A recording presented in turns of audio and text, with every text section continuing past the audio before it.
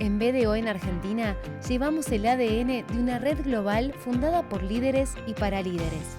Brindamos servicios de auditoría, consultoría, impuestos, outsourcing y payroll, a través de nuestras oficinas en Buenos Aires, Rosario y Córdoba. Mientras haya personas con grandes sueños, el sueño fundacional de BDO está más vivo que nunca. ¿Cuál es tu sueño? Nosotros te ayudamos a alcanzarlo.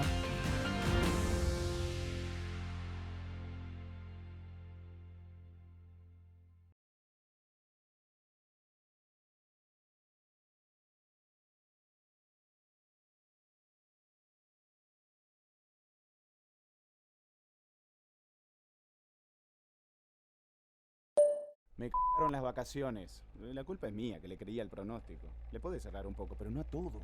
Ni a una le pegaron en toda la semana. Ni un día zafable. Al tercer día no aguantaba más. Me tuve que bajar. ¿Y qué iba a hacer? Compré a 195 el Blue y se desplomó. Ahora acá me tenés, abajo del ventilador. Hay peores pronosticadores que los del clima. Protégete con los que más saben de economía, finanzas y negocios. Cronista.com se renovó para mantenerte mejor informado.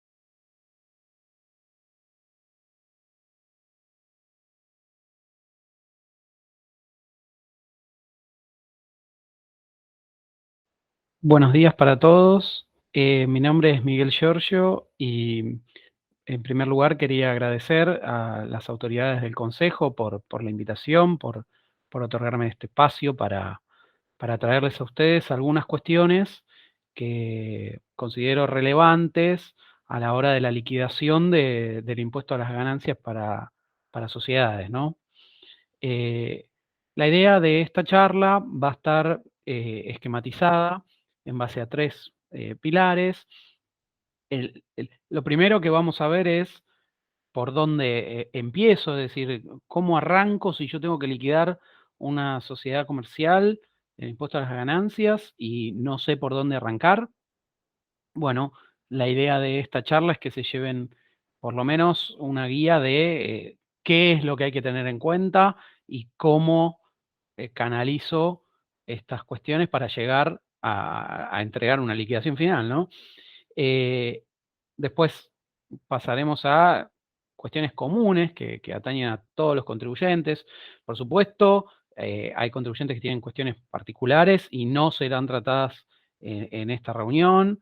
Esto está más enfocado a lo que es el común de los contribuyentes, ¿sí?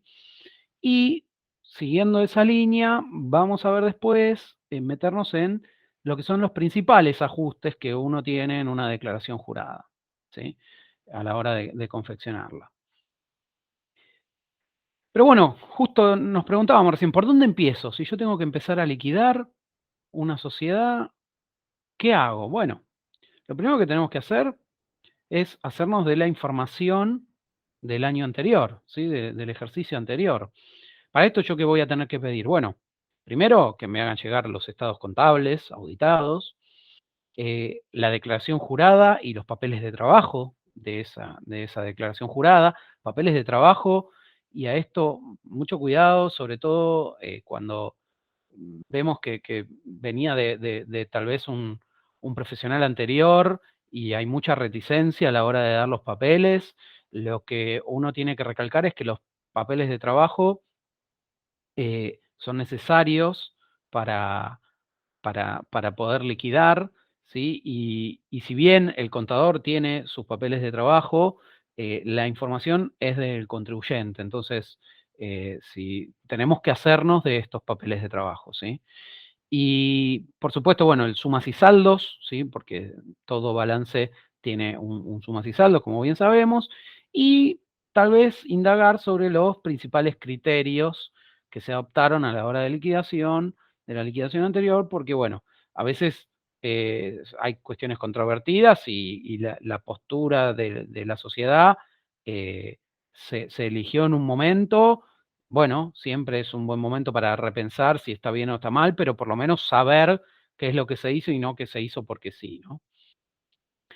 Y ya si pasamos a lo que es el año en el que estamos liquidando, ahí lo que vamos a tener que pedir es los estados contables, si es que están, si no, bueno, un sumas y saldos, por lo menos para tener idea de qué es lo que tenemos. A veces estamos armando la provisión del impuesto a las ganancias para después hacer la declaración jurada, o a veces directamente ya nos toca hacer la declaración jurada, entonces ahí sí, ya tenemos que tener sí o sí los estados contables, ¿sí?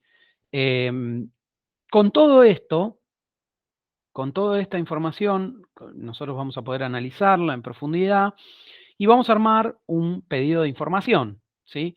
Que, bueno, la idea de ese pedido de información es tratar de abarcar la mayor cantidad de situaciones, pero siempre también enfocados en lo que viene haciendo la compañía. ¿Por qué?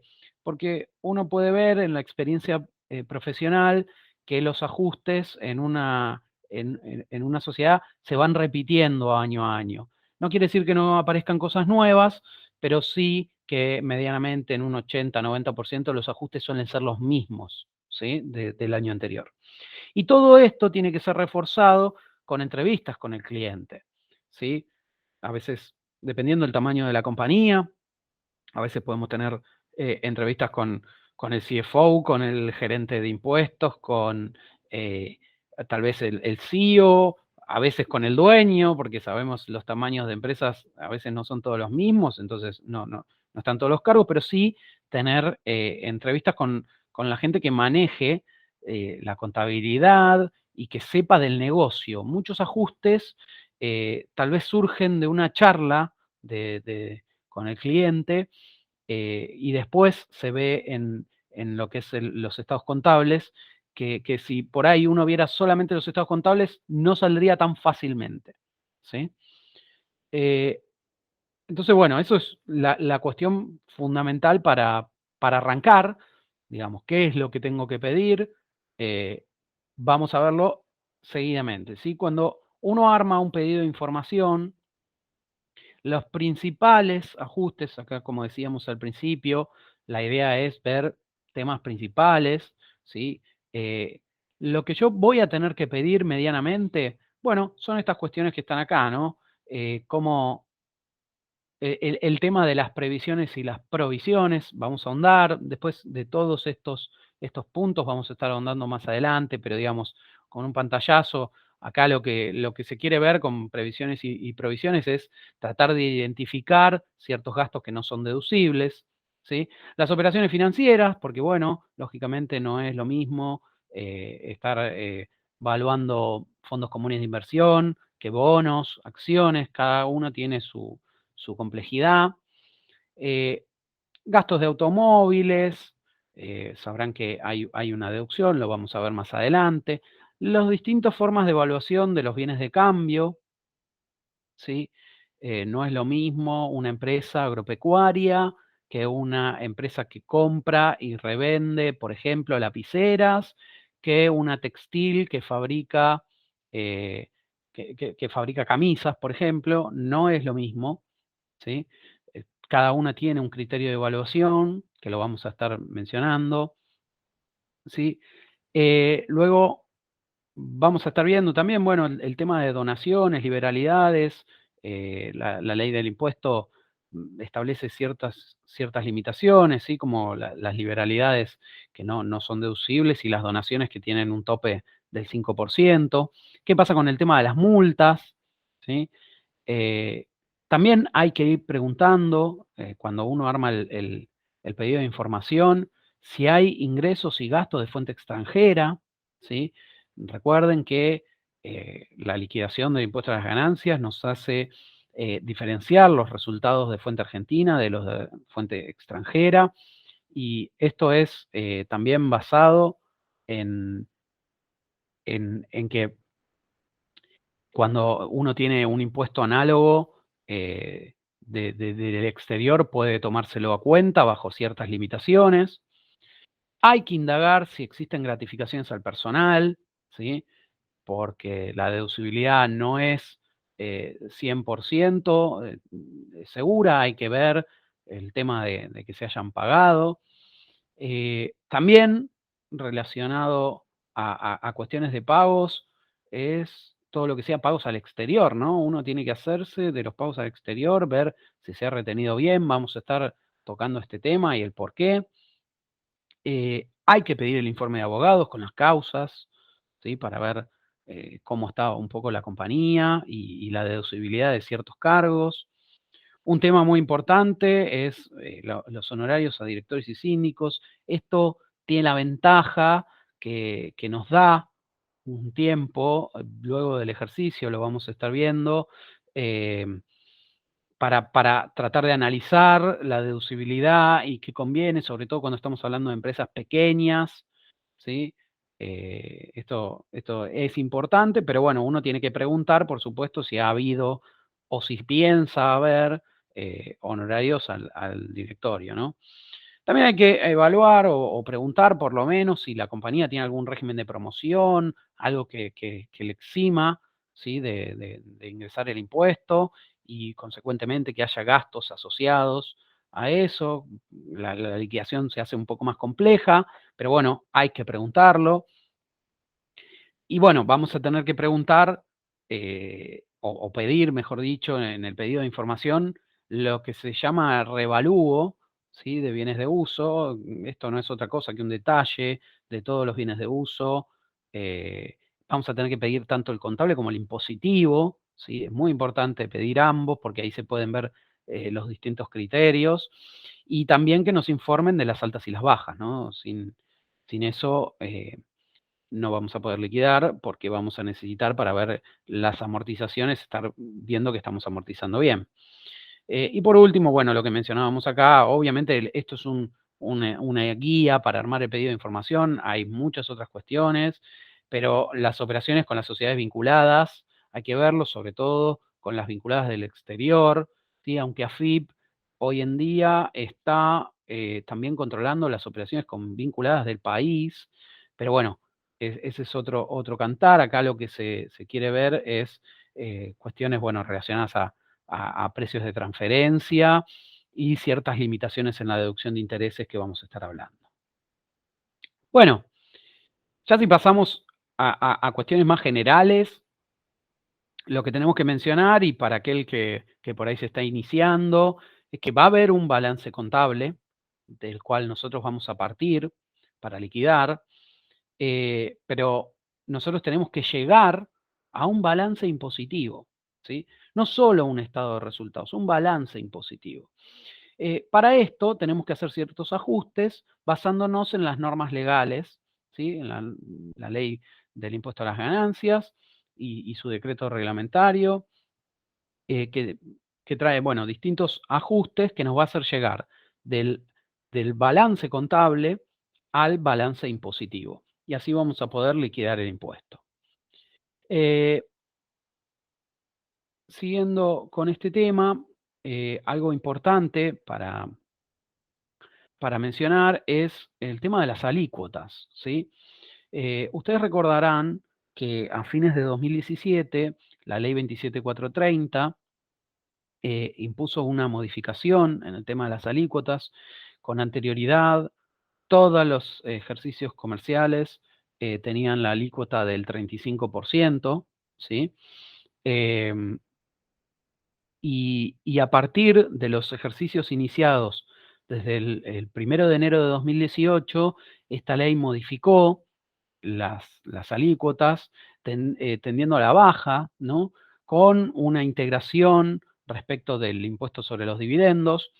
Y lo que ponía esta ley, que hoy ha cambiado, pero bueno, para hacer un poco de historia, mencionaba que durante los primeros 2 ejercicios, eh, la tasa del impuesto a las ganancias corporativo iba a hacer bajar del 35 al 30, ¿sí? Poniéndose una alícuota de retención sobre los dividendos que provengan de resultados de esos ejercicios del 7%, con la idea, digamos que con esta integración, si uno paga el 7% del resultado que queda a la compañía luego de aplicar el 30%, se estaba llegando a una tasa muy cercana al 35%.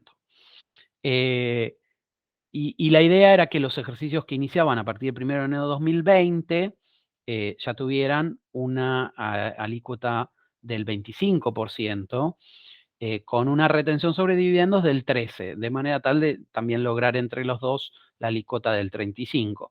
Lo que sucedió fue que a fines de 2019 se extendió la alícuota del 30% por un año más, y durante este año fue recientemente modificada la ley de impuesto a las ganancias, y lo que se dijo es que los ejercicios que inicien a partir del 1 de enero de 2021, ¿sí?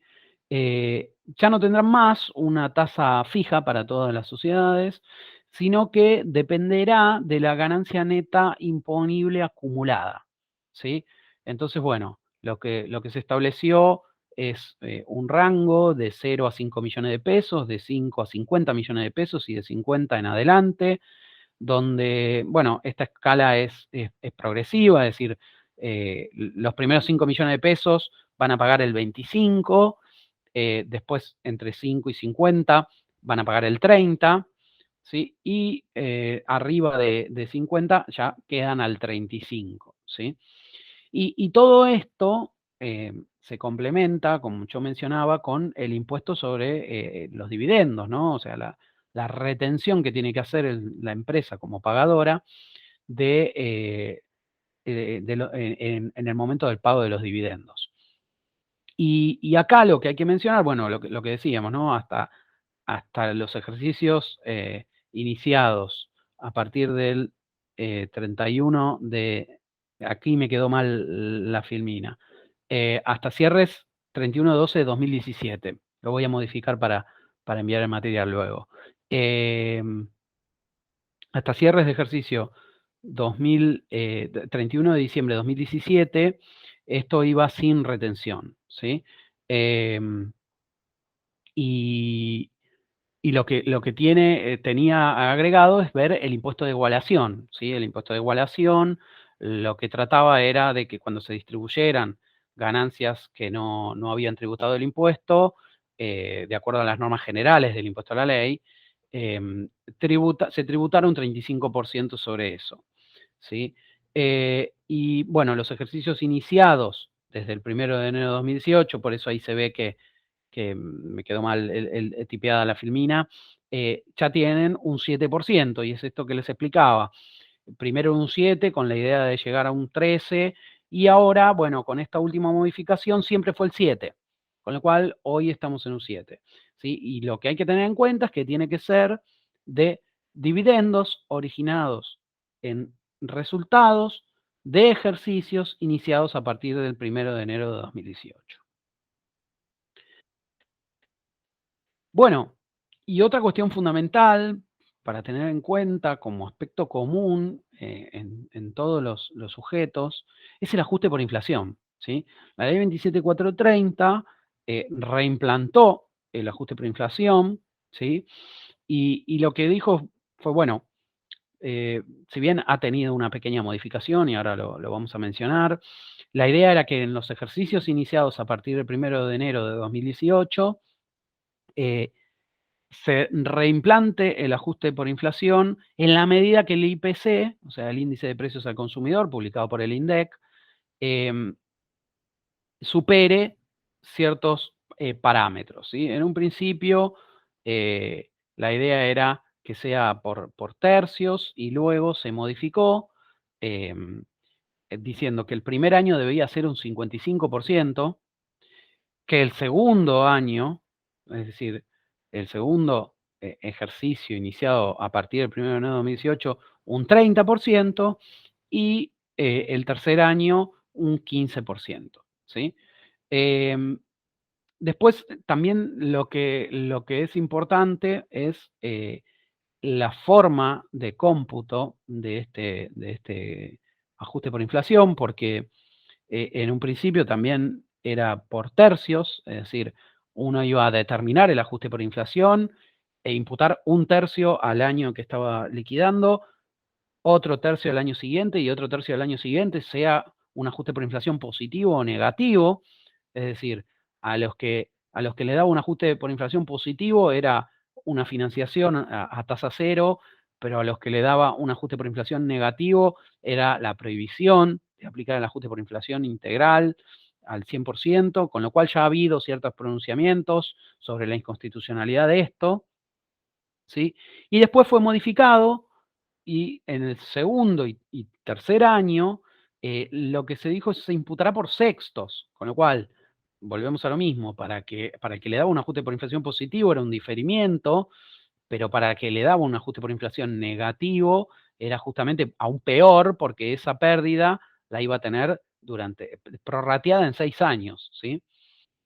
¿Y por qué 55, 30 y 15? Bueno, las normas generales, las normas internacionales de contabilidad, generalmente hablan de hiperinflación cuando hay un 100% de inflación acumulada en 3 años. Entonces, bueno, por eso si uno suma 55 más 30 más 15 llega a un 100.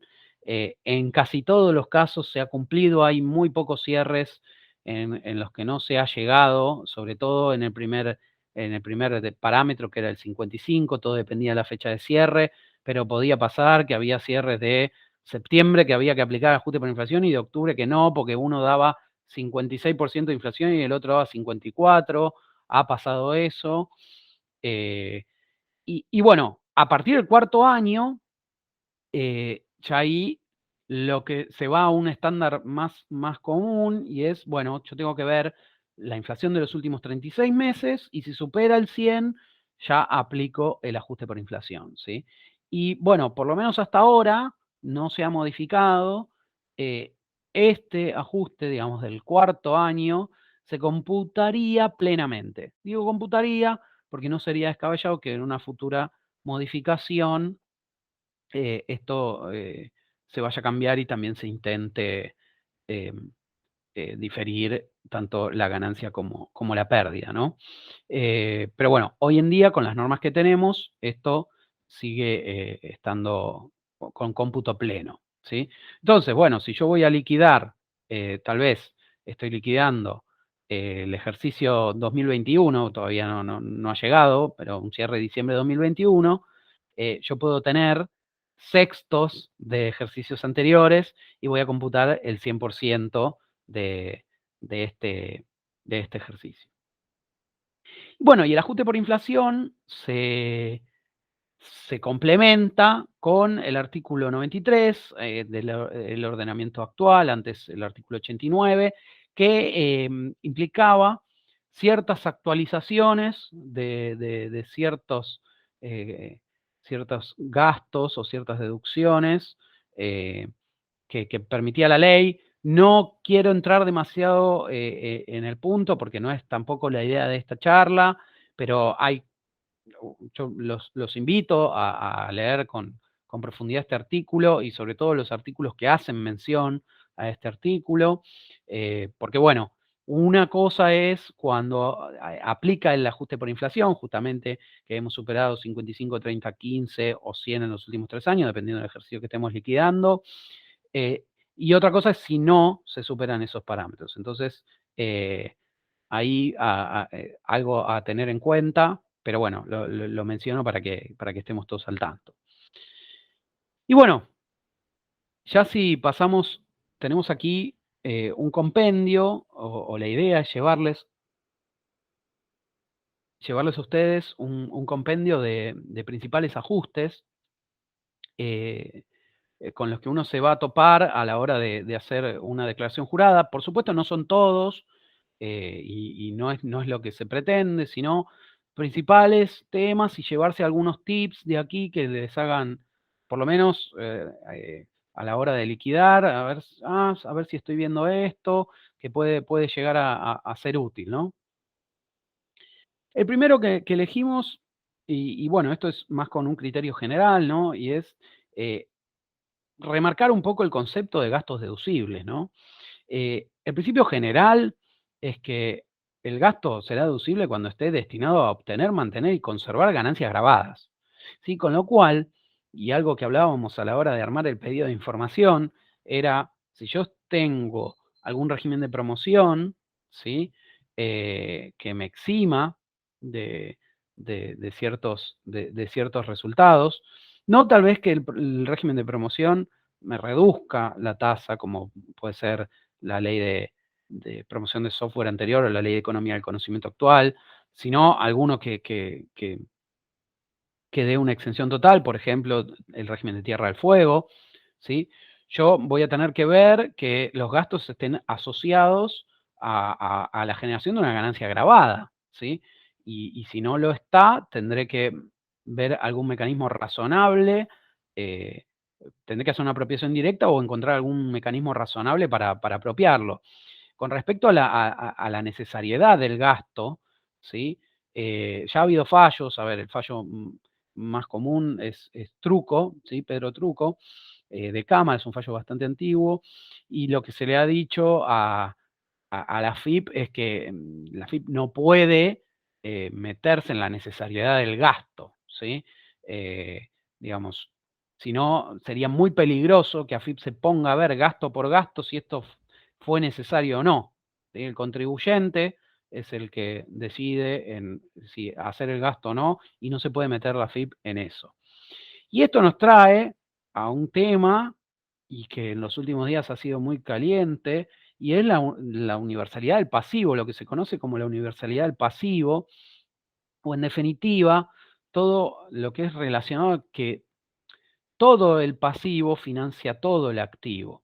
Entonces, si yo tuviera ciertos gastos que no puedo apropiar directamente a una ganancia grabada o no grabada, yo tendría que poder deducirlos por el principio de universalidad del pasivo, ¿sí? Pero bueno, ha habido un fallo muy reciente de Corte Suprema que ha sido en contra, aunque tiene ciertas aristas particulares, porque bueno, se trataba de gastos eh, relacionados con obligaciones negociables para la compra de un paquete accionario, un caso muy puntual, el que no vamos a analizar ahora, pero bueno, acá lo que dijo la Corte es, bueno, no puede bajo este principio básicamente deducirse cualquier cosa. Hay que seguir haciendo una apropiación, digamos. Eso es lo que por lo menos me gustaría a mí dejarles de ese fallo sin meterme en profundidad. Pero bueno, es todo un tema y justamente estaba bastante zanjado con los fallos de Cámara, pero la Corte vino a mover un poco el árbol y, y, medio que nos descolocó a casi todos. Pero bueno, sigue habiendo, recomiendo doctrinas de Luis Omar Fernández y Ángel Schindler, por ejemplo, que critican en el buen sentido ese fallo y siguen diciendo que los intereses resultan deducibles, ¿no? Y volviendo al tema de gastos deducibles, y algo que habíamos hablado al principio era que nosotros teníamos que preguntar por las previsiones y provisiones, ¿sí? Y tenemos que diferenciarlas, ¿sí? Porque contablemente tienen una diferenciación, ¿sí? Las provisiones tienen una cuestión que ya sabemos que son gastos ciertos. El problema es que a veces la base para su cuantificación es cierta o incierta, ¿sí? Entonces, solo son deducibles aquellas provisiones que correspondan a gastos ciertos y que se puedan cuantificar ciertamente, ¿sí? Aquellas provisiones que sabemos que son gastos porque son el hecho generador, se dio durante el ejercicio, ¿sí? Pero no se pueden estimar ciertamente, sino que justamente va a ser una estimación. Esas provisiones no son deducibles en el impuesto a las ganancias. Y lo mismo sucede con las previsiones. Las previsiones, lo que sucede es que ya no sabemos si son gastos del ejercicio, ¿sí? Justamente es una estimación que se realiza sobre un hecho que puede suceder o no, ¿sí? El caso por ahí más común es la previsión para deudores incobrables, que obviamente la ley lo trata específicamente, pero hay otras previsiones, como por ejemplo, no sé, obsolescencia de mercadería, ¿sí? La ley ahí lo que nos dice es, no, usted no puede deducirse estimaciones, ¿sí? ¿Basado en qué? Obviamente que si no, los contribuyentes tendiendo a abonar la menor cantidad de impuesto posible, tratarían de disminuir la base a través de estas estimaciones, ¿sí?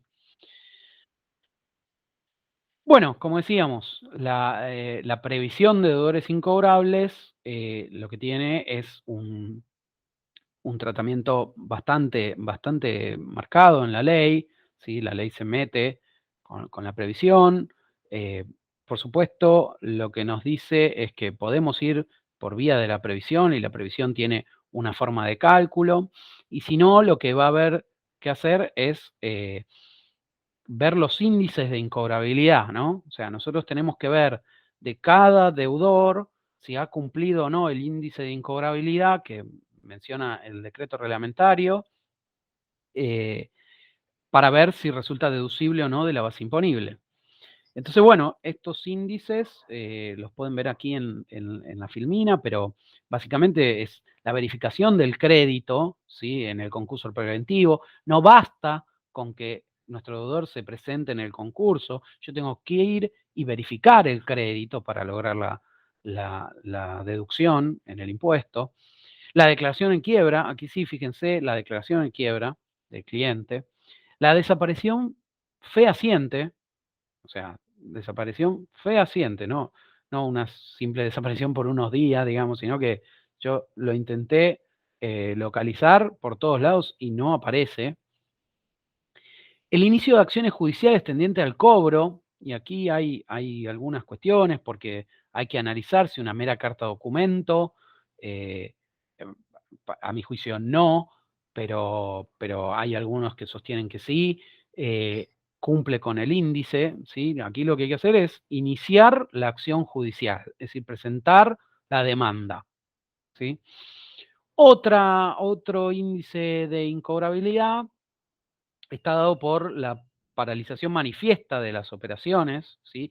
Aquí no es la desaparición, sino que el cliente está, pero dejó de operar y con manifiestamente, ¿no? O sea, tiene que ser algo muy fuerte. Y por otro lado, bueno, la prescripción, ¿no? O sea, pasó un tiempo prudencial y no se reclamó el crédito, bueno, en la medida que las normas de fondo digan que ese crédito está prescripto, para la ley será un, un índice de incobrabilidad que se ha cumplido. Y por último están los gastos de escasa significación, ¿sí? Y bueno, el decreto aclara un poco qué son los gastos de escasa significación, ¿sí? Lo que nos habla es de que el importe tiene que ser, hoy ese importe está en menos de 45.000 pesos, ¿sí? Que tiene que haber una morosidad mayor a 180 días, eh, que se tiene que haber hecho el reclamo al cliente e intentado el cobro, ¿sí? No basta con que sea mayor a 45.000 pesos si hayan pasado 180 días, ¿sí? Yo tengo que iniciar el reclamo, así, tener acciones, no judiciales, pero por lo menos mostrar que se hicieron acciones para cobrar. Y por último, tengo que discontinuar, ¿sí? Con las operaciones con ese cliente. Es decir, si yo estoy reclamando y quiero tratar de deducirlo, no puedo seguir vendiéndole o prestándole servicios, ¿sí? El decreto aclara que, bueno, en aquellas compañías que no esté permitido, por ejemplo, servicios públicos, bueno, con lo mínimo indispensable, ¿sí? Pero la idea es mostrar que yo, digamos, tengo ahí un crédito incobrable, ¿sí? Porque tal vez lo que estoy haciendo es una acción de marketing de que no le quiero cobrar para poder seguir operando y tener beneficios futuros. Entonces, bueno, la ley trata de limitar estas deducciones, ¿no? Bueno, siguiendo con los ajustes más comunes, otro que tenemos es la disposición de fondos o bienes en favor de terceros, ¿no? Esto está marcado en la ley y después el decreto aclara, por supuesto, pero lo que dice es, bueno, cuando se entreguen, digamos, en calidad de préstamo, ¿sí? Fondos o bienes, ¿sí? Aquí lo que hay que tener en cuenta es que no solo es dinero, ¿sí? Sino bienes. Y que no responda a operaciones realizadas en interés de la empresa, ¿sí? Y bueno, justamente hay todo una cuestión, ha habido fallos, ¿sí? Muy, muy, muy, muy conocidos respecto a cuándo esto resulta en interés de la empresa, ¿sí? Sobre todo relacionado a cuestiones de empresas que pertenecían a un mismo grupo económico, en los que la Corte ha dicho, mire, que pertenezcan a un mismo grupo económico, efectos impositivos, esto no tiene relevancia, ¿sí? Son sujetos separados, con lo cual si una empresa le prestó plata a la otra, por más que sea el mismo grupo económico, no hay interés de la empresa propia, habrá interés del grupo económico, pero la ley habla de interés de la empresa, ¿sí? También lo que ha dicho la ley es que no constituye operaciones propias del giro de la empresa, ¿no? Justamente, está por ahí un poco redundante, ¿no? Pero yo puedo dar cuestiones, fondos o bienes en préstamo que estén relacionados a operaciones propias de la empresa. Es decir, le presto dinero por ahí a un proveedor, ahí hay cuestiones le hago un adelanto, es decir, hay cuestiones del giro, ¿sí? Y otro tema es que no sea generadora de ganancia grabada, porque yo puedo prestarle directamente dinero a un tercero, no soy una empresa que se dedica a esto, no es una actividad de mi giro empresarial, en principio, digamos, interés de la empresa va a haber, porque por supuesto va a haber una ganancia atrás de eso, pero se puede decir que esto es descolocado, ¿no? Bueno, pero tengo una ganancia grabada, entonces como ya me genera una ganancia grabada, no tengo disposición de fondos o bienes, ¿no? Este ajuste. Ahora, la ley y el decreto después también amplían qué pasa cuando yo presto dinero o presto bienes o presto inmuebles, ¿sí? La ley nos dice cuando es con dinero, bueno, tengo que ir al costo financiero total o tasa de interés del Banco Nación, ¿sí? En moneda nacional o moneda extranjera. Esta tasa, les comento, no es muy fácil de conseguir, pero bueno, así está escrito. Cuando son otro tipo de bienes que no es dinero, lo que nos dice es, se considera un 20% anual sobre el valor de plaza, ¿sí? Y cuando son inmuebles es un 8% anual sobre el valor de plaza, ¿sí? Ahora, lo que hay que tener en cuenta sobre este ajuste de disposición de fondos, también conocido como intereses presuntos, ¿sí? Es que, bueno, anteriormente este ajuste, y hablo antes de la reforma de la 27430, excluía a la sociedad de responsabilidad limitada, ya a partir de los ejercicios 2018, las sociedades de responsabilidad limitada están incluidas, con lo cual, ojo ahí, aquellos que vienen liquidando y por ahí no prestaron atención a esto. Y respecto a esta presunción, digamos, porque la ley lo que hace es presumir que hay una ganancia grabada, ¿no? Bueno, aquí remarcar que existió la causa Capol, ¿sí? Una causa muy conocida, que aquí lo que demostró la empresa es que había hecho un préstamo, ¿sí? A una tasa inferior a la que marcaba el decreto reglamentario, ¿sí? Justamente esta tasa que yo les digo que es difícil de conseguir, bueno, antes tenía otra redacción este artículo y digamos, lo que trató de hacer la FIP es llevar, digamos, el diferencial de la tasa de interés presunto sobre la tasa que había puesto la empresa, ¿sí? Y justamente la empresa demostró que esa tasa era de mercado, o sea que si colocaba ese mismo dinero tal vez a un banco, conseguía por ahí una tasa incluso menor que la que terminó efectivamente colocando. Entonces, bueno, le doy la razón. Con lo cual, con esto lo que hay que decir es que esto es una presunción y que, bueno, como toda presunción, habrá que derribarla, ¿sí? Si uno cree que tiene la razón. Bueno, pasando a otro de los ajustes típicos, ¿sí? En la declaración jurada, es el tema de honorarios al directorio, ¿sí? Bueno, los honorarios al síndico también, pero bueno, aquí nos vamos a basar en los del directorio, los directores, porque tienen límites mucho más fuertes, ¿no? Y aquí lo que hay que ver es que hay dos requisitos, ¿sí? Que hay que cumplir y que son estrictos, ¿sí? El primero de ellos es el requisito temporal, ¿sí? Y esto viene a decirnos que la asignación individual, ¿sí? No la aprobación por la asamblea, sino la asignación individual, tiene que estar hecha antes del vencimiento de la declaración jurada. Entonces, si yo estoy liquidando una empresa con cierre de diciembre, antes de más o menos el 10, 12 de mayo, que es donde vencen generalmente el impuesto a las ganancias de sociedades, es decir, a mitad de mes del quinto mes, perdón, a mitad del quinto mes, tiene que estar la asignación individual de esos honorarios.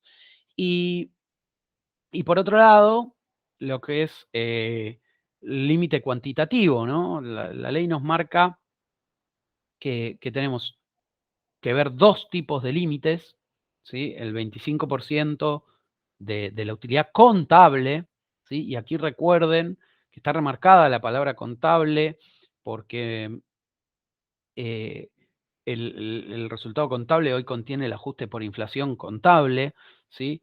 Entonces nos habla de esto, de la utilidad contable. Y otro límite es 12.500 pesos por perceptor. Este límite quedó desde la época del 1 a 1, cuando eran 12.500 dólares. Hoy 12.500 pesos anuales por director.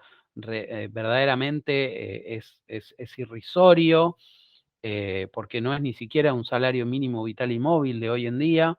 Pero bueno, ha quedado así ese valor. Y por supuesto yo tengo que tomar el mayor de esos dos a la hora de tomar el límite cuantitativo. Un comentario que lo verán ahí debajo es que la ley 27630 puso un incremento de entre el 40 o 60%, dependiendo si se trata de mujeres o travestis, transexuales o transgénero, ¿sí? de directores que tengan esos géneros. Y por otro lado, lo que dijo es que si se aplica el cupo femenino, que está vigente en la IGJ, bueno, este incremento será de aplicación para aquello que exceda ese cupo femenino. Es decir, si yo por cupo femenino en el directorio tengo que tener una mujer, bueno, aplicará el incremento si tengo dos mujeres y respecto de la segunda, ¿sí?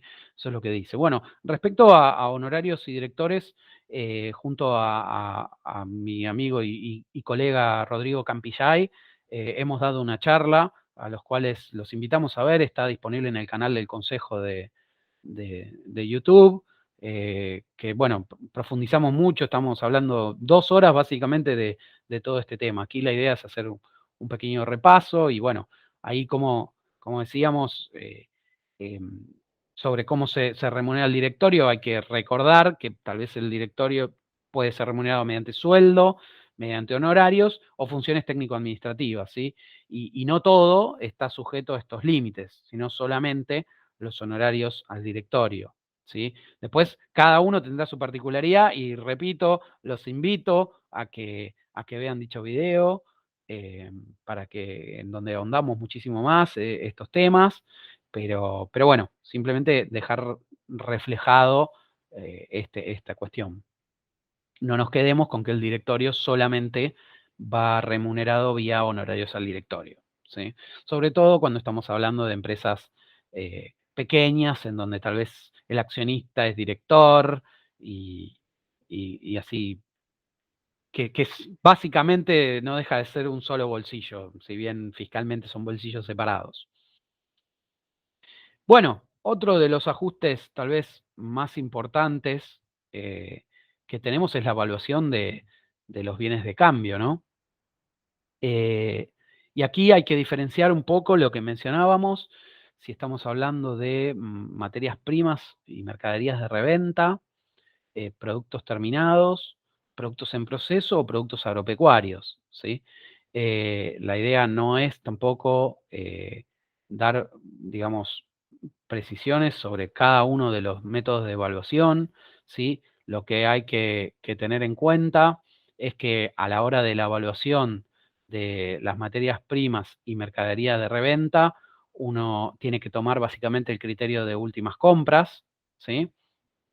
Y, y bueno, a esto se genera una diferencia con la evaluación contable, ¿sí? Que, que va generalmente y en procesos inflacionarios, como en la contabilidad va evaluado a BNR, perdón, a costo de reposición generalmente, eh, generalmente el ajuste es favorable al contribuyente, ¿sí? Pero bueno, no hay que olvidarse que uno tiene que ajustar también la existencia inicial, entonces el juego de esos dos puede dar para un lado o para el otro, pero sí tener en cuenta que, que están esta diferencia entre evaluación de inventarios impositivos y evaluación de inventarios contables. Y generalmente el impositivo debería ser menor porque va evaluado a últimas compras. Si yo tengo que tomar la última compra del ejercicio y ahí va a evaluar, digamos, cada uno de los productos. Bueno, productos terminados y productos en proceso, la verdad que por ahí es difícil lo que es la forma de evaluación, pero digamos, a los productos en proceso yo voy a tener que ponerle el porcentaje de acabado que tienen los productos terminados. Y respecto a los productos agropecuarios, aquí sí hay distintos temas para hablar en cuanto a la evaluación, ¿sí? Nosotros es muy distinto si estamos evaluando hacienda que si estamos evaluando cementeras o estamos evaluando granos, ¿sí? También si estamos evaluando hacienda es distinto el tipo de establecimiento, es decir, si es una hacienda de cría o una hacienda de invernada. Todo tiene una regla de evaluación en la parte agropecuaria bastante compleja, ¿sí? Que, bueno, no es la idea meterse aquí con cada uno de esos, sino mencionar tal vez que tienen un criterio de evaluación complejo, en donde, por ejemplo, para la hacienda de cría yo voy a tener el costo estimativo por revaluación anual y voy a tener que ver las ventas o las compras en los últimos 3 meses del ejercicio y después aplicar un índice en función a la raza, ¿sí? Que estoy evaluando. En cuanto a los granos, bueno, si yo tengo granos con cotización conocida o sin cotización, ahí es también un tema que hay que ver. Y la cementera, bueno, básicamente la cementera tiene como evaluación todo lo que está en la tierra, ¿sí? A diferencia de la evaluación contable, que la evaluación contable a través de la RT22 evalúa flujos futuros esperados de esa cementera, ¿no? Que en definitiva terminará siendo grano y será vendido, ¿no? Pero bueno, este también es un tema que da para una charla entera, tal vez bienes de cambio. No es la idea, sino por ahí que se lleven de esta charla que hay ajustes que hacer en lo que es bienes de cambio y, y va a haber diferencias con los bienes de cambio contable. Siempre hay que recordar la ecuación de costo, existencia inicial más compras menos existencia final es igual al costo. Y por lo menos en mi experiencia personal siempre resulta, me escribo esa fórmula y empiezo a decir, bueno, si me baja la existencia final, ¿qué pasa con el costo? Con lo cual, ¿qué pasa con la ganancia? Y así voy controlando, digamos, que los ajustes estén bien realizados.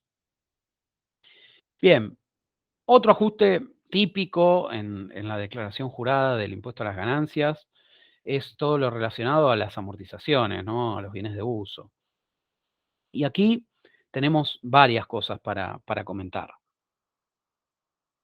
En primer lugar, que las amortizaciones lo que se permite es el cargo a resultado, digamos, del desgaste o el agotamiento, ¿sí? La última reforma, ¿sí? La última gran reforma, la 27430, incorporó también cuestiones que había implementado la jurisprudencia, o sea, se había expedido en cuanto a la obsolescencia, ¿sí? Hoy en día, antes simplemente se basaba, digamos, en método lineal, fijo, por desgaste o agotamiento, ¿sí? Pero ahora la obsolescencia es un parámetro más que se puede considerar y bueno, bienvenido sea esa incorporación, ya está vigente desde hace un par de años y que sea receptada, digamos, de los pronunciamientos de la justicia, ¿no? Por otro lado, tenemos la opción de aquellos bienes que entran en desuso, esto es, yo puedo seguir amortizándolos si son bienes que pasaron a desuso, o lo que puedo hacer es dejar de amortizarlo y el día que lo venda, considerar el valor residual que le dejé en el momento que dejé de amortizarlo, ¿no? Bueno, otro aspecto a considerar, sí, respecto, digamos, la ley de impuesto a las ganancias no habla de vidas útiles, salvo en lo que es inmuebles, ¿sí? En lo que es inmuebles, claramente nos dice que tenemos que tomar una vida útil de 50 años, vamos a ir depreciando un 2% anual, ¿sí? Y lo tengo que tomar por trimestres, con lo cual será un 0,5% trimestral, ¿sí? También lo que tenemos que tener en cuenta respecto a las amortizaciones son los automóviles, ¿sí? Los automóviles, y esto está definido por la ley de tránsito. Lo que nos dice la ley es que nos va a dejar amortizar hasta un valor de origen de 20.000 pesos. Esto quedó absolutamente desfasado, el valor. Hoy desde ya hasta decir que ni una moto tal vez se compra con 20.000 pesos. Pero bueno, uno tiene que seguir atado a las leyes. Justamente la reforma tributaria creaba la VT, la unidad de valor tributario, para reemplazar todos estos valores y permitir mayores amortizaciones o, bueno, deducciones, todo lo que sea valor fijo, porque si no sucede esto que con la inflación va quedando obsoleto este valor. Pero bueno, lamentablemente sigue vigente y teniendo en cuenta que la vida útil de un auto son 5 años, lo único que se puede amortizar son 4.000 pesos por año, ¿no? Y esto está relacionado, ahí debajo lo podrán ver, con los gastos de automóviles, ¿sí? La ley nos deja deducir hasta 7.200 pesos, también un valor que ha quedado desde hace muchos años, hasta 7.200 pesos por automotor. Y lo que hay que tener en cuenta a la hora de liquidar es que no es un valor global, ¿sí? No es que agarro todos los gastos de automóviles, veo cuántos automotores tiene y agarro y divido y digo, ninguno no supera el promedio de 7.200. No, no, no. Yo tengo que ver automotor por automotor y ver si supera o no los 7.200 y hacer el ajuste. Claro está que con el valor que quedó, es muy, muy probable que todos los automotores superen 7.200 pesos de gasto anual, pero bueno, es algo que está escrito y hay que prestarle atención, ¿sí? Y otra cuestión respecto a las amortizaciones es que justamente la reforma del 2018 implementó la actualización del valor de origen de las altas a los efectos del cálculo de la amortización, de aquellas altas que se generen en ejercicios iniciados a partir del 1 de enero de 2018, ¿sí? Entonces, yo voy a tener en el revalúo impositivo que teníamos, y por eso decíamos tenemos que tener el revalúo contable y el revalúo impositivo, porque en el revalúo impositivo yo voy a tener bienes que son de ejercicios anteriores al 1 de enero de 2018, con lo cual esos no van a tener ajuste a priori, ahora lo vamos a ver porque puede ser que tengan un tipo de ajuste, y los bienes que se incorporaron después de ese, o sea, en ese ejercicio iniciado a partir del 1 de enero de 2018 en adelante, sí podré actualizar la amortización, ¿sí? Por IPC, ¿sí? Entonces yo tengo que ir y ver el índice de cierre de ejercicio que estoy liquidando y ver el índice que había al mes de alta de ese bien y voy a poder actualizar la amortización, ¿sí? Y decía, bueno, relacionado a esto, que los bienes anteriores al 2018, en principio, no se actualizarían, y decíamos, remarcábamos en principio porque existió también en la 27430 un revalúo impositivo, ¿sí? Lo que daba esta ley era la posibilidad de actualizar los bienes para poder computar, por supuesto, amortizaciones más actualizadas por inflación, digamos, más reales,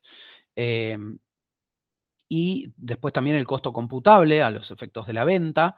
Había ciertas limitaciones respecto a cuándo se vendía, por los primeros 2 años, no es la idea hacer un repaso de eso, y sobre todo porque ya pasó el tiempo, pero sí lo que hay que tener en cuenta cuando uno pide información es si la empresa entró a ese revalúo impositivo y por qué bienes, ¿sí? Porque no era necesario que ingrese por la totalidad de los bienes, sino que podía entrar por cada rubro. Entonces, esos bienes que entraron sí podrán seguir actualizando, ¿sí? Y por último, bueno, relacionado también a bienes de uso, recordar que está la opción de venta y reemplazo, ¿sí? Esto lo que me permite básicamente es que si yo vendo un bien durante un ejercicio, eh, eso imagínense, tal vez en una compañía chica que tiene un inmueble y lo vende para comprar otro y le quedó el costo, no entró el bien en el revalúo, le quedó el costo muy, muy pequeño a pesos históricos y se le genera una ganancia impositiva enorme que tiene que salir y tributar. Entonces, bueno, justamente la ley viene a paliar esto y lo que viene a decir es, bueno, si usted vendió un inmueble y compró, da ciertos plazos y ciertas condiciones también, y no hace falta un inmueble, cualquier bien, estoy hablando de inmueble porque dije el ejemplo del inmueble, pero y compró uno nuevo, bueno, usted podrá afectar esa ganancia, es decir, no tributar en este ejercicio por esa ganancia, afectarlo al costo de nuevo bien. Entonces, ¿qué pasará? El nuevo bien valdrá menos, entonces yo vía amortización voy a ir pagando el impuesto que no pagué por la venta de ese bien, ¿sí? Vía una menor amortización en la vida útil de ese nuevo bien. Es una opción bastante recomendable y que uno, digamos, si ve que la compañía tuvo ventas importantes de bienes de uso, siempre ponerlo sobre la mesa como recomendación. Y bueno, después se verá si se decide o no y también en función a los valores. Siguiendo con los principales ajustes, tenemos en el artículo 85A lo que es la limitación de intereses, ¿sí? Esto está orientado a aquellas deudas de carácter financiero, no las deudas de carácter comercial, deudas de carácter financiero contraídas con sujetos vinculados, ¿sí? No importa si son del país o del exterior, pero con sujetos vinculados, ¿sí? Y esto lo que nos dice es, bueno, anteriormente este artículo era el de capitalización exigua, hoy se le sigue diciendo capitalización exigua, aunque bueno, lo correcto sería que es una regla más de limitación de intereses, no de capitalización exigua. Y lo que dice acá es, bueno, hay un monto fijo que te podrás deducir, que lo va a fijar la reglamentación lo fijó en 1.000.000 de pesos por ejercicio, o el 30% del EBITDA, ¿sí? Pero el EBITDA, digamos, que lo llamaríamos el EBITDA, la ley no habla de EBITDA, es un EBITDA impositivo, ¿sí? ¿Por qué? Porque se calcula justamente, ahí tienen, con la ganancia neta del ejercicio, a eso yo le tengo que sumar los intereses sujetos al límite y las amortizaciones impositivas. Por eso sería un EBITDA, pero impositivo, porque yo tengo que ver la ganancia impositiva. Me olvido, digamos, en cierta forma, me olvido, porque uno sabe que de los resultados impositivos siempre se hablan de los contables, la contabilidad es la base de nuestra liquidación, pero me olvido del EBITDA contable, ¿sí? Es un EBITDA impositivo. Y a esto hay que sumar que ese límite que yo tengo del 30% sería incrementado, digamos, por dos cuestiones. Primero, digamos, si yo tengo un exceso de límite de los 3 años anteriores, es decir, yo en los años anteriores me deduje mucho menos que el límite del 30%, bueno, yo voy a poder subir el límite de mi ejercicio en eso. Y por otro lado, los intereses que yo no me deduje el año pasado, es decir, yo puedo, los intereses que no deduzco en años anteriores, los puedo pasar al año siguiente para tratar de deducirlos, ¿sí? No es un incremento del límite puro, pero lo que, lo que me deja es, si yo tengo límite para deducir, me puedo deducir de ejercicios anteriores. Eso es lo que tratamos de decir aquí. Ahora, no aplica para todos, ¿sí? Hay cuestiones, digamos, subjetivas y cuestiones objetivas en las que se excluyen, ¿no? Por ejemplo, esto no aplica para entidades financieras, lógicamente, para empresas de leasing, para fideicomisos financieros, ¿sí? Todo lo financiero, si uno le limita las deudas financieras, básicamente no podrían operar, ¿sí? Y por otro lado, en cuanto a los parámetros objetivos, tenemos en principio los intereses activos y pasivos. Lo que dice la norma es, bueno, si usted tiene intereses activos, usted puede aumentar el límite, puede deducirse los pasivos hasta el mismo importe y después el resto quedará sujeto a limitación. Es decir, esto también es un aumento de ese límite. Por otro lado, y esto ya es una cuestión de hecho y prueba, lo que hay que ver es si el ratio del grupo económico está de endeudamiento, ¿no? Está en un valor similar al de la compañía, porque lo que puede pasar es que todo el grupo económico esté muy endeudado, entonces ahí la norma permite esta deducción, porque bueno, lo que busca justamente es que no esté una endeudada y justamente por ahí sea la compañía argentina y que se lleve la compañía del exterior las ganancias. Entonces, bueno, dice, si todo el grupo está endeudado, bueno, usted se lo va a poder deducir. Y por otro lado, si el perceptor tributó efectivamente el impuesto. Entonces, por ahí pasa que yo tomo un préstamo con una vinculada del país, perdón, y, y esa vinculada declara en su declaración jurada de ganancias el, el impuesto y tributa por ese interés. Entonces yo voy a poder deducirme eso sin someterlo al límite. Y bueno, también cuando se tributa con un sujeto del exterior, bueno, ya ahí hay algunas otras cuestiones también a tener en cuenta, pero lo que hay que quedarse es que si el perceptor tributó efectivamente el impuesto, esto no aplica la limitación, ¿sí? Es decir, yo puedo deducirme los intereses. A ver, otro ajuste muy típico, bueno, si yo tengo salidas no documentadas, ¿sí? Si esto está en la ley, durante muchos años AFIP no se ha metido con este tema, pero ya desde hace unos años, diría unos más de 15 años, ya está muy metido, está la base APOC, ustedes sabrán, esto se amplió a proveedores apócrifos, digamos, antes era solo para salidas no documentadas, hoy en día para proveedores apócrifos también aplica, y, y aquí lo que, digamos, la ley castiga profundamente estas cuestiones. Si yo tengo un gasto que no esté soportado por un documento o un gasto con un proveedor apócrifo, Ese gasto no será deducible en la declaración jurada del impuesto a las ganancias a los efectos de lo que nos interesa a nosotros, pero tengo dos cuestiones más, que el crédito fiscal no será deducible y a su vez tengo que salir a pagar el 35% de esa erogación, ¿sí? Con lo cual, cuando uno se la cuenta, es un monto muy grande y la ley castiga fuertemente este tipo de maniobras u operaciones. Por supuesto, cabe mencionar, hay fallos en los que después, sobre todo con cuestiones de proveedores apócrifos, eh, Cargill, el más conocido, que se le terminó dando la razón al contribuyente, porque ha podido demostrar, en otros casos no ha podido demostrar, justamente que eran proveedores apócrifos, pero en otros sí ha podido demostrar que no eran apócrifos, entonces, bueno, ahí se le permitió el cómputo del crédito fiscal, sobre todo estaban hablando de esas cuestiones. Y la salida no documentada, bueno, también tiene ciertas, el mismo decreto habla cuando se trata de bienes, ciertas cuestiones, pero hay que quedarse con que la salida no documentada es un ajuste.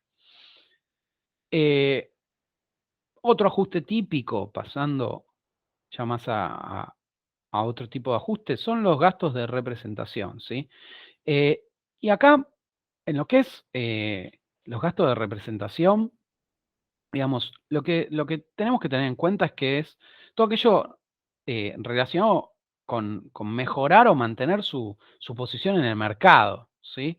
Pero hay que distinguir los gastos de representación de los gastos de publicidad, porque uno podría decir, bueno, para mejorar mi posición de mercado hago gasto de publicidad. No, no, no, son cosas distintas. Los gastos de representación tal vez están más relacionados a, sí, como menciona incluso se menciona aquí, ¿no? Viajes, agasajos, obsequios, ¿sí? Estas cuestiones de estos tipos de gastos que buscan consolidar o aumentar la posición de la empresa. Estos gastos están topeados, es decir, yo voy a poder reducirlos, pero hasta el 1,5% de las remuneraciones del ejercicio, ¿sí? Lo que exceda ese 1,5 será un gasto no deducible, ¿sí? Para la compañía en la determinación del impuesto a las ganancias. Y bueno, relacionado con esto, ¿no? Nosotros decíamos, bueno, un gasto de publicidad no es un gasto de representación, pero ojo, porque tenemos la ley de servicios audiovisuales, ¿sí? Y esto es un ajuste que no suele verse muy seguido, pero si yo tengo un cliente que publicita en la televisión, ¿sí? O en radio, lo que marca la ley de servicios audiovisuales, conocida como ley de medios, es que debe ser una señal de origen nacional, ¿sí? Y hay un listado de señales de origen nacionales al que hay que prestarle atención y en la medida que donde pautó la empresa sea en una señal incluida en ese listado, no habrá problemas con la deducción, pero si no, tendremos un tema y hay que tenerlo en cuenta a la hora de la liquidación. Eh, Otro ajuste va a haber muy, muy común es el relacionado a las compras a monotributistas, ¿no? Acá tenemos dos límites, ¿sí? que tener en cuenta, y uno es si del total de las compras, digamos, yo con un mismo proveedor le compro más del 2% de ese total de compras, lo que exceda no podrá ser deducible. Y a su vez, sobre todo los monotributistas, no pueden superar el 8% del total de las compras, ¿sí? Entonces, tengo un límite individual y un límite total de monotributistas. Ahora, este límite o estos límites no van a aplicar cuando se trate de proveedores recurrentes. ¿Y qué nos marca la ley? Bueno, si son proveedores de bienes, va a ser recurrente en la medida que tengas 23 o más operaciones. Y si son proveedores de servicios, en la medida que tengas 9 o más operaciones en el ejercicio fiscal que estás liquidando, ¿sí? Entonces, bueno, acá este también es un ajuste que es muy común suele verse porque puede haber algún proveedor no recurrente que supere tal vez el 2%, se le hizo una sola compra en el ejercicio y una compra muy grande, y bueno, hay que ajustarlo y no será deducible. Bueno, otro tal vez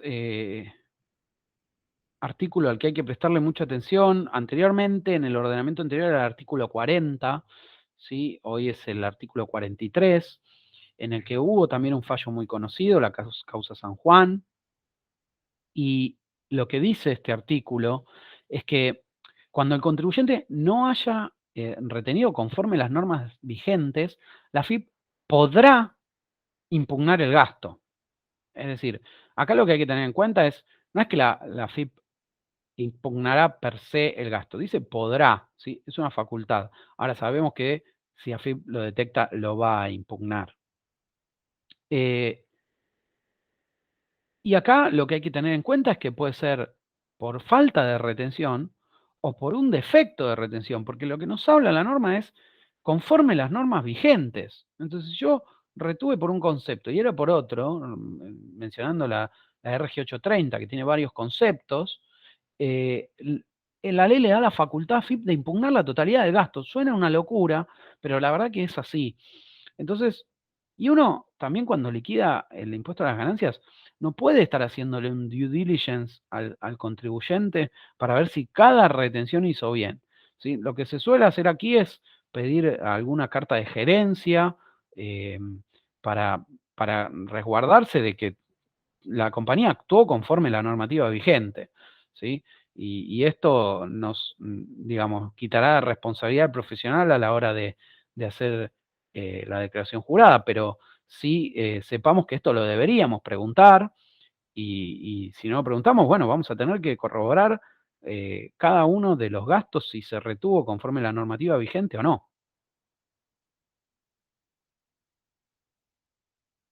Bien, y tal vez uno de los últimos temas, como para traerlos a ustedes, es el tema de las multas, ¿no? Eh, digamos, ha habido un cambio en el último tiempo respecto a las multas. Con anterioridad, lo que estaba claro que no se deducieran las multas impositivas, ¿sí? Pero en uno de los últimos cambios del decreto reglamentario se amplió las multas que pongan el Banco Central, la UIF, uy, perdón, se fue para atrás. La UIF, la CNB, la Superintendencia de Seguros de la Nación y otros organismos. Y bueno, acá lo que hay que ver es si, digamos, si esto es constitucional, ¿no? Porque la ley habla de ilícitos y tal vez una multa por un que nos ponga el Banco Central no tendría por qué ser un ilícito. Entonces, todavía no han surgido causas, o por lo menos no ha llegado a mi conocimiento, pero habría que ver la constitucionalidad de esta norma. En principio, bueno, estas multas habría que tratarlas como no deducibles, pero bueno, atendiendo cada caso y ver, evaluar un poco si respeta el principio de reserva de ley que tiene que tener, que tienen que tener estas cuestiones, ¿no? Así que bueno, acá la idea fue traer los ajustes típicos y, digamos, cuando uno se encuentra con una liquidación de impuestos a las ganancias de sociedades, qué es lo que tiene que hacer, o por lo menos por dónde empezar. Por supuesto, no se ha abarcado la totalidad de los casos, pero sí la idea era un pantallazo general. Eh, Tienen aquí debajo mi correo electrónico por cualquier consulta adicional y por supuesto estoy a disposición. Y por último, bueno, agradecerles este tiempo y, y quedo a disposición y agradecer también a, a las autoridades del Consejo por este espacio y bueno, los espero la próxima. Muchas gracias. En BDO en Argentina, llevamos el ADN de una red global fundada por líderes y para líderes. Brindamos servicios de auditoría, consultoría, impuestos, outsourcing y payroll a través de nuestras oficinas en Buenos Aires, Rosario y Córdoba. Mientras haya personas con grandes sueños, el sueño fundacional de BDO está más vivo que nunca. ¿Cuál es tu sueño? Nosotros te ayudamos a alcanzarlo.